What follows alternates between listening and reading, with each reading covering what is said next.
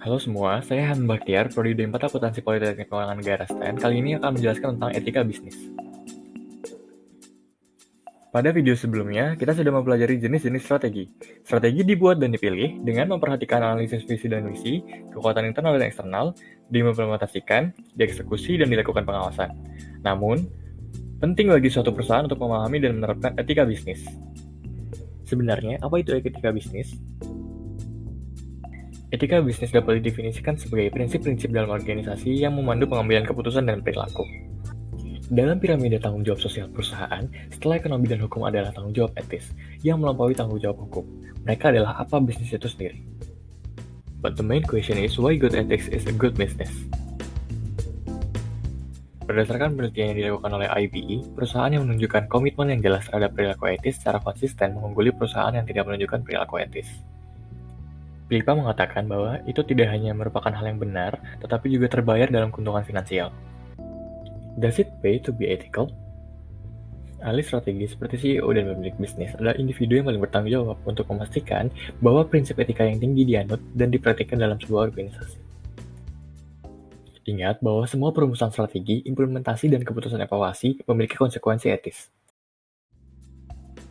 Ada 3 pelajaran dari perusahaan yang berkinerja tinggi. Seperti yang ditunjukkan dalam penelitian di atas, perusahaan berkinerja tinggi pada umumnya menunjukkan etika bisnis yang baik. Being unethical can be expensive. Implementasi etika bisnis yang gagal akan berdampak pada biaya real, seperti hukuman dan denda dari pemerintah dan penurunan nilai saham, biaya internal, seperti biaya pemulihan dan penyelidikan hukum yang dilakukan perusahaan, dan biaya yang sudah diukur seperti kehilangan pelanggaran reputasi, serta penurunan moral dan produktivitas pegawai. Terdapat beberapa hal yang menimbulkan perilaku dan strategi bisnis menjadi tidak etis. Yang pertama adalah perilaku berlebihan untuk mendapatkan kekayaan dan kepentingan pribadi, seperti insider trading dan penggunaan informasi untuk mengaruhi nilai saham. Tekanan yang terlalu besar pada manajer untuk mencapai target perusahaan membuat mereka melakukan segala cara untuk mendapatkan hasil yang sesuai, seperti gamesmanship dan data manipulation. Yang terakhir adalah budaya perusahaan yang hanya mementingkan keuntungan dan kinerja bisnis, sementara etika bisnis dikesampingkan.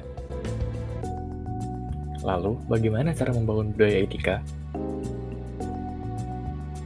Organisasi harus menerapkan 6 prosedur secepat mungkin. Yang pertama adalah menghukum perbuatan yang salah ketika terdeteksi, berhati-hati dalam mempekerjakan karyawan, mengembangkan program sosialisasi untuk memperkuat nilai budaya, mengubah rantai komando sehingga bawahan melapor ke lebih dari satu atasan, bawahan dapat menentang atasan ketika mereka salah, dan pemahaman yang baik yang dapat menyebabkan pelanggaran.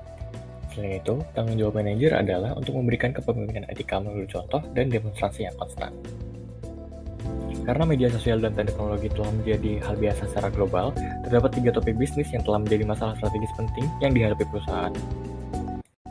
Hal tersebut adalah whistleblowing, bribery, dan workplace romance. Salah langkah di salah satu dari 3 area ini dapat sangat merugikan organisasi. Whistleblowing merupakan perilaku karyawan yang melaporkan adanya setiap pelanggaran tidak etis yang mereka temukan dalam perusahaan. Pegawai harus berlatih dan organisasi harus memiliki kebijakan yang mendorong terlaksananya whistleblowing. Program pelatihan etika harus mencakup pesan dari CEO yang menekankan praktik etis, serta pembahasan dan pelaporan perilaku tidak etis.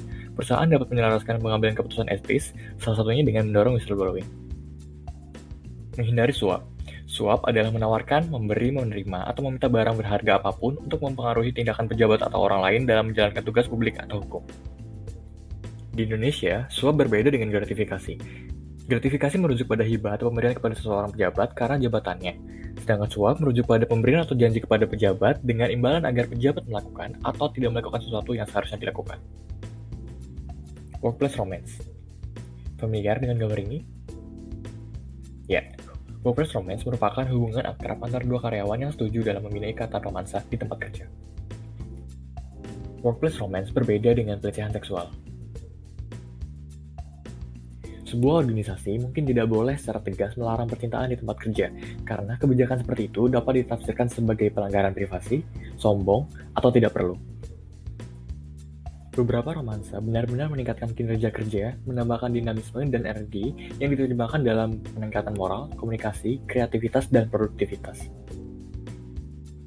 Namun, penting untuk dicatat bahwa asmara di tempat kerja dapat merusak moral dan produktivitas tempat kerja karena sejumlah alasan yang meliputi 1. Favoritisme, berkurangnya kualitas dan kuantitas pekerjaan, konflik kepentingan, dan lainnya. Maka dari itu, perlu diaturnya workplace romance dalam SOP perusahaan dengan alasan yang pertama sebagai tindakan preventif pelecehan seksual, mempromosikan suasana kerja yang profesional dan adil, memastikan kepatuhan terhadap hukum, dan penuntut sanksi bila romantic partner menimbulkan masalah. Pertanyaannya, apakah workplace romance boleh? Jawabannya adalah tergantung. Pertanyaannya bukan apakah mengizinkan praktik tersebut atau bahkan bagaimana mencegahnya, melainkan bagaimana cara terbaik untuk mengelola fenomena tersebut. Demikian penjelasan di video ini, terima kasih.